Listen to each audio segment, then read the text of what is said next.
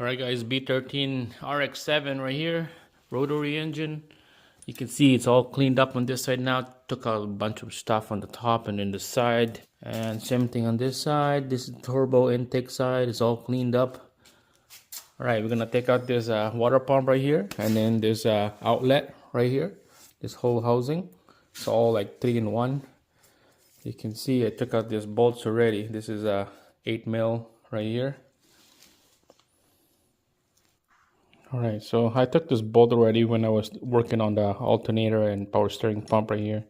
You could see this bolt is just nasty dirty. There's no like tread sealant on this thing. It's a water pump. You know, mostly you put tread sealant because you don't want this corrosion. We don't want coolant going in here. So we're gonna clean all these bolts out. I bet you all the bolts here is gonna be all the same. So let's quickly take a look.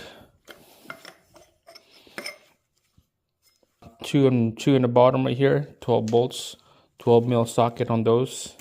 Let's quickly zip them off quick here.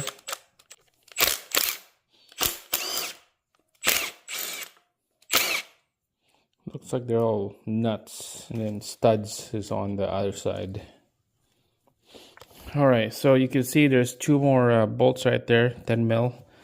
I just noticed that this two bolts right here, they just bolts into the outlet right here from the water pump. So take out this whole thing. It looks like it's ready to go. So you can see there's a gap in between now. So basically you just need 4 nuts to take them out. There's the outlet, water pump. Oops, coolant still on here.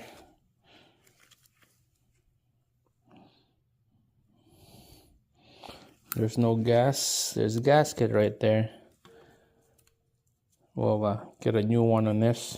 Alright, so you can see this is that bolt and there's 4 studs right here I'm talking about.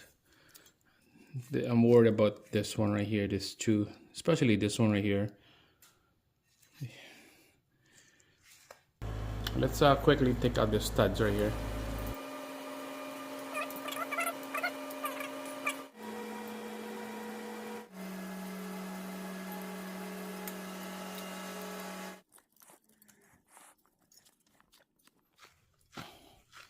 Alright, this is the tough one right here because it's like right below the outlet of the coolant.